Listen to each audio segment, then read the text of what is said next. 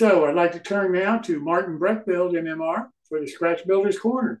Martin, welcome. Okay. Okay, now I remember what I was doing. Okay, so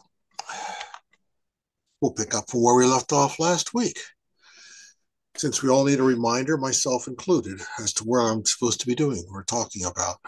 It's been a long week. So we've got a box assembled, four walls, a little bump out on the back end, openings for windows, and a door. All braced up, marked up for where the rafters go. And okay, and we have some more extra. What is all this up here? It's in the wrong, really inconvenient location. Okay, just reorganizing my screen. Uh, so these are the two exposed end rafters. I put a little more trim on top of the outside just to make them look a little more interesting since they're going to be exposed, cover up the seams, and just make them a little prettier. A little bit of bracing on the back. Um, they, that clapboard tended to want it to curl just a little bit. So let's see if we can get to the next slide now. There it is. Okay, now we have a base for the building. Since now we know the footprint because we put the four walls together in the bump out. So just some basswood, some scrap sheet stock. It's some 1/32 or 16th thick sheet stock laying around, some strip wood for some boards out front. Just glue it up with a little bit of carpenter's glue and some clamps, and fairly straightforward. Okay, so here's where it starts getting interesting, more interesting, or not, as the case may be. We put the two end rafters in place, and they're glued in place, and they have a lot of surface area on the bottom to hold them in place, but it's took a little bit of persuasion to make them stay where they are. Eventually, once they steadied out, you go back and put in all the other rafters and then put some spacers in between them. That blocks them all into place, keeps them nice and tight. And unfortunately, now that the rafters are installed, we're going to cover them up and never see them again. Uh, well, this happens in reality as well as anywhere else. Uh, you can see it from the other side. And we can see we already have a little bit of roofing over the bump out, just some 1/32 scrap sheet basswood. Just glue that down with a little bit of carpenter's glue. Okay, and some more on top here. And it doesn't have to be that neat on the top. We're going to cover this all up anyhow, just to get a close joint. Doesn't have to be perfect. And you go around the back and you can begin to see this meets up. You can see it better here. It meets up just under that piece of trim. So it slides right up in there nice and tight and snug and makes a nice clean joint. And we've got some 1x stock trimming around the perimeter of the roof as well, just to make things nice and tidy, and also to make things more complicated for painting it later, because getting up underneath there now with a paintbrush is harder than it was before. And this is called poor planning on my part, because I should have painted it first underneath the eaves and then put those boards in. But okay, we do this in real life just as much as in modeling. This is why they make step ladders and why you get paint in your eyes when you're painting over your head. We're just going to flip the whole thing over and shove a large brush up there and swirl paint around and make it all better.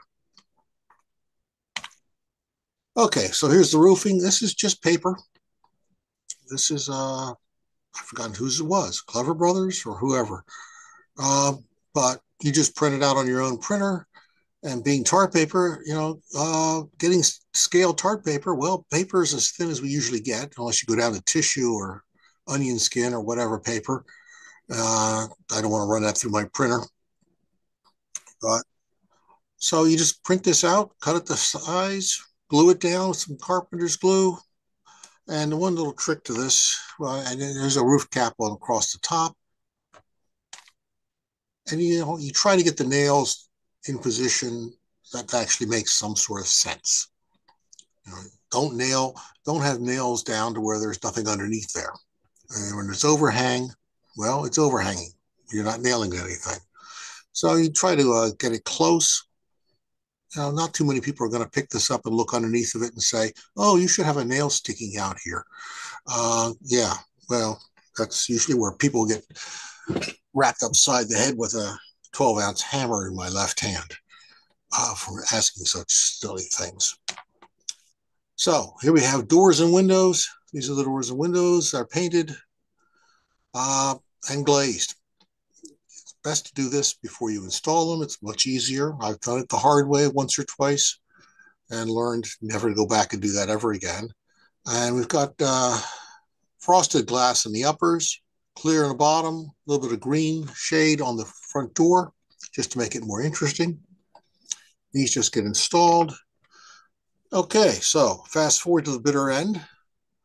It's all painted and planted on the stained base. The base is stained with some Minwax. Quick slop that on there with mystery mix of Minwax. I've got a sign that was generated in PowerPoint, glued onto a nice piece of sheet stock. We have drums from T-sheet pallets. I think those are T-sheet pallets, but they could be somebody else's. I mean, I've gotten drawers full of pallets and they all get mixed together, and sometimes I forget whose is what. The paint here is actually Floquil. Now, I'm still a Floquil user. This is, what's the color? Harbor Mist. I have no idea why I have a bottle of Harbor Mist, other than to make it go away and use it on buildings. So I'm trying to make it go away as quickly as possible. The doors and windows are actually painted with a polyscale paint.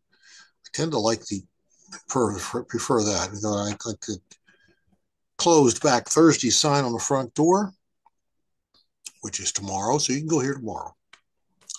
Okay, go around the back or the side here. Another view. No, the oak flooring underneath is not part of the model. Smoke jack, this is just brass tubing and some brass rod, because bending brass tubing tends to make it collapse. I just bent a piece of brass rod and connected it all together with tubing, soldered it all together. A little piece of flat sheet stock, 10 thousandths brass, just fold it over, solder it in place, trim it to shape, trim it a little further with your Dremel, with the cutoff wheel. This is a washer, just solder that on and make sure you get it where it clears the roof. You don't want it too close. And hand drill, small battery powered hand drill that I have, an old Makita, which is a long story. Just drill a hole through the wall and stick it through there with a little bit of goo and CA, hold it straight. 15 seconds later, it's not going anywhere. And just some engine black on it. Pre-paint it is a lot easier than painting it later. More pallets, and these small clusters of barrels, canisters, whatever they are, they're actually things I cast in a dental stone, which I have too much of, and the best way to make it go away is to use it up and throw it into RTV mold instead of resin, because having it in the tub on the floor is in the way, and resin's expensive, relatively speaking. And the obligatory final blank wall, which I never put any signage on. So we're going to say, well, it's the paint's fresh. Whatever signage there was removed or painted over. And we're done. And then I guess next week I have to come up with something else to build at a breakneck speed.